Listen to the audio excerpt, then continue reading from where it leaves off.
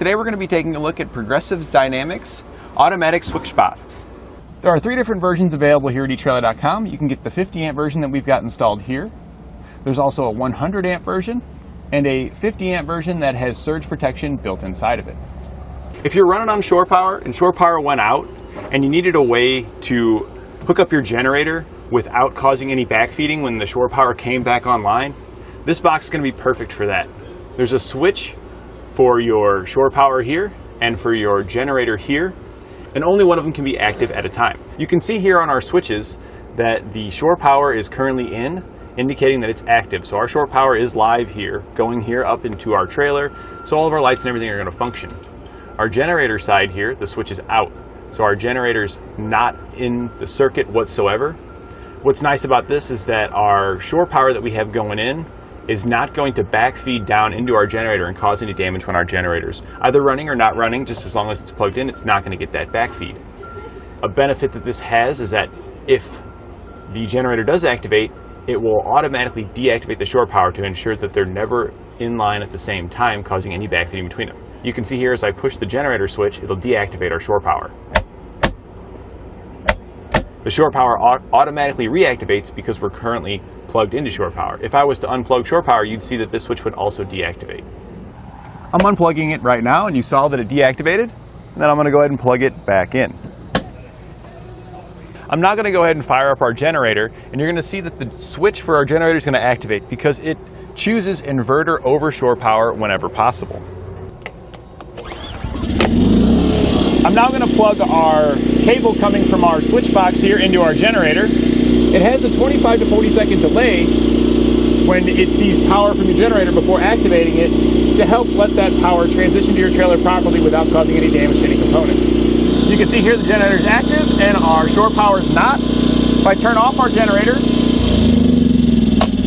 once power from the generator is gone, it immediately deactivates that and then reactivates our shore power. So it's seamless, and everybody that's inside of your trailer, they're not going to know that this transition really even happened, other than the sound of the generator going away. So you've seen how it works here, but you probably still got some questions of why do I really even need this? And the biggest benefit of it is that it keeps the two separate, so there's no backfeeding. Because let's give you a scenario. You're going to your campsite, you plug in, but the things inside of your trailer aren't coming on. The shore power is just not sufficient enough to power what you have in there. Now, shore power sometimes varies depending on how many people are at that campsite. So you can run off of your generator, and then as you see around your campsite, you see other people starting to get lights coming back, indicating that power has been restored. You can shut off your generator, and it's automatically going to go to that shore power that you had plugged in that wasn't sufficient before, but has now come back online. Now, besides our generator here, you could have other sources of power plugged into it, such as a solar system. I would recommend, though, on your solar setup, if you're plugged into shore power, that you would want to turn off your solar so it's not sending power here, because it is going to prioritize your inverter. And if you're plugged into power, you don't want to be draining your solar batteries and everything. So you would want to disconnect that if you are using solar. With your generator, it's the same thing. Essentially, you're just turning your generator off so it's not running. To show you how seamless the switching operation is, we're inside the trailer and you can see the lights are on here. We're running off of shore power. I'm going to fire up the generator now.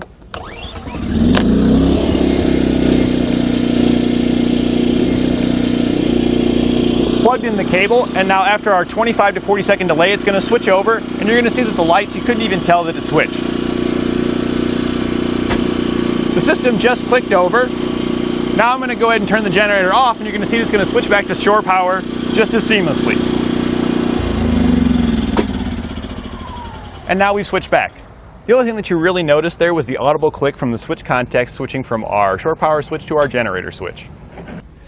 Now, one thing that you do want to keep in mind is, due to the way that the switch contacts close on this, if your generator has a GFCI circuit breaker on it, it may trip that breaker whenever it tries to engage the generator switch. The contacts don't close at exactly the same time. They're very close. It's a great switch, but just due to the nature of how those switches are closing, it can cause an imbalance that can pop the generator's GFCI breaker. Now, this generator here doesn't have a GFCI breaker, it just has a standard breaker, so we are not going to have any of those issues. If your generator does have a GFCI breaker on it, you may want to consider a different option. Now I'm going to give you a quick rundown on how to hook it up.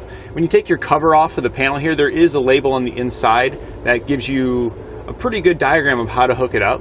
But essentially what we have here, this is our shore power sides. We've got our shore power plug with our hot wire, our neutral wire, and our second hot wire. The output side has the same thing, and this is the load side that's going to the circuit box inside of our trailer.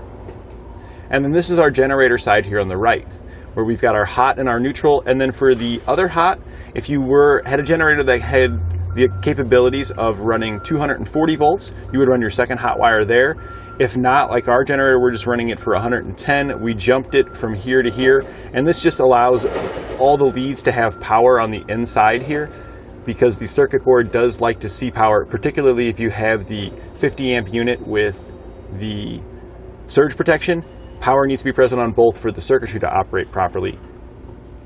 Over here on the side, we've got our ground hookup, where you want to make sure you got your grounds hooked up for your generator and also for your shore power going to your circuit box. The other side of our generator switch here is pre-wired, so you don't really need to mess with it too much, but essentially all it is it's just jumping these leads over to the output side, our load side, going to our circuit box. Over here on the right, there is a circuit board, and when the generator power is activated, there's a green LED there that will illuminate. It's not very bright, so if it's during the day, it's going to be pretty hard to see unless it's dark out. Over here on the left side of our generator switch, you'll see the circuit board there for detecting the generator power. Once it receives generator power and the switch is activated, the green LED will illuminate, indicating that we are running off of generator power. Once you've made all your connections, make sure that you reinstall your cover. This is just going to prevent any accidental shorts or touching of the wiring on the inside. And it's pretty nice how it hooks in on this side, and then it's just got one screw that clamps it on this side. So if you need to take it off, you just need to take the one screw loose over here with a 1/4-inch socket, and you can get access to it. And that completes our look at Progressive Dynamics Automatic Switch Box.